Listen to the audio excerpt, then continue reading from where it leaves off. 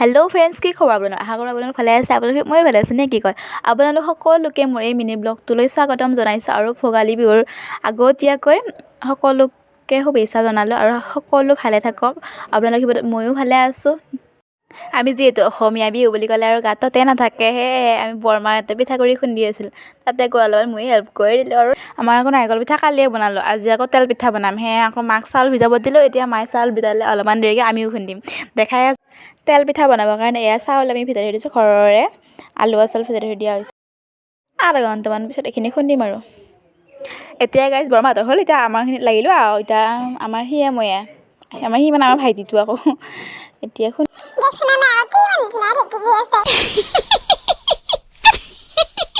ইবাৰ বোলে আকৌ সিয়াৰ ভাগৰ লাগিল, এতিয়া মাক দিবা দিছে, আকৌ মায়ে দি আছে। এতিয়া গাইজ পিঠাগুড়ি খুন্দা হ'ল, হাত কৰি মই চুৱেটাৰটো পিন্ধি মই বাহঁতৰ ঘৰত যাব ওলালোঁ।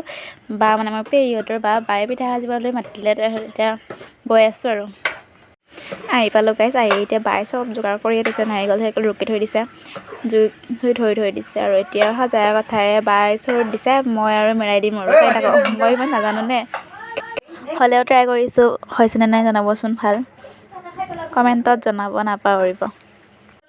এটা কথা লিখি কৰিবচোন গাইজ, মোৰ মাজতে লিখিত ওলাই যায়, কথিত ওলাই যায়, মানে কথা কোৱাৰ ইমান অভ্যাস নাই নে, সেইকাৰণে মাজতে লিখিত হৈ যায়, কথিত হৈ যায়, বেয়া নহ'ব আৰু আপোনালোকে।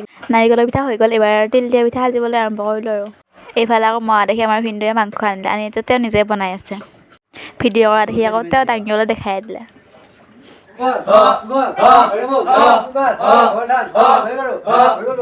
এই যে দেখিলে আমাৰ ওচৰৰ দাদাতে সত্যনাৰায়ণ খেলিব আহিছে। আপোনালোকৰ ফালে খেলেনে এনেকৈ? এতিয়া গাইজ দিনটোৰ মূৰত ভাত সাজ খাই লওঁ, পেট পূজা নকৰিলে আৰু কাম কৰিব নোৱাৰি, হয় নে নহয়? সেইকাৰণে পেটটো আগতে পূজা কৰি লওঁ, নে কি কয়? ভাত খালে যে তামোল খাবই লাগিব, তামোল মেইন। এতিয়া গাইজ আকৌ তেল পিঠা লৈ আহোঁ। এতিয়া আপোনালোকৰ প্ৰয়োজন অনুসৰি ইয়াতে পিঠাগুড়ি দি ল'ব, ইয়াতে অলপমান চৌদা দি ল'ব, খোৱা চৌদা, তাৰপিছতে নিয়ম অনুযায়ী দিব আৰু আপোনালোকে, আৰু অলপমান ৰিফাইন তেল দি কিনে ইয়াত ভালকৈ মিক্স কৰি ল'ব। তাৰপিছতে গুৰ মিঠাই দিব, আৰু এটা বস্তু পাহৰি গৈছে দেই, অলপমান নিমখো দি ল'ব, অকণমান, বেছিকৈ নহয়। মানে গুৰ মিঠাইখিনি ভালকৈ মিক্স কৰি, যদি মিঠাইৰে যদি ভালকৈ মিক্স নহয় তেনেহ'লে পানী অলপ ব্যৱহাৰ কৰিব, পানী নাইবা গাখীৰো দিব পাৰে। আমাৰ যিহেতু গাখীৰ নাই তেনে পানীয়ে দিছোঁ আমি, আৰু ইয়াতে আপোনালোকে আটা বা ময়দা এড কৰিব পাৰে। এতিয়া কেৰাহীটো বহাই ইয়াতে ৰিফাইন তেল দি লৈছোঁ, আপোনালোকে মিঠাতেলৰো কৰিব পাৰে। ইয়াতে অলপ অলপকৈ দিছোঁ, দেখিছেনে কি ধুনীয়াকৈ ফুলি আহিছে। লাহে লাহে ওলটাব লাগিব এতিয়া, দেখিছেনে কি ধুনীয়া হৈছে।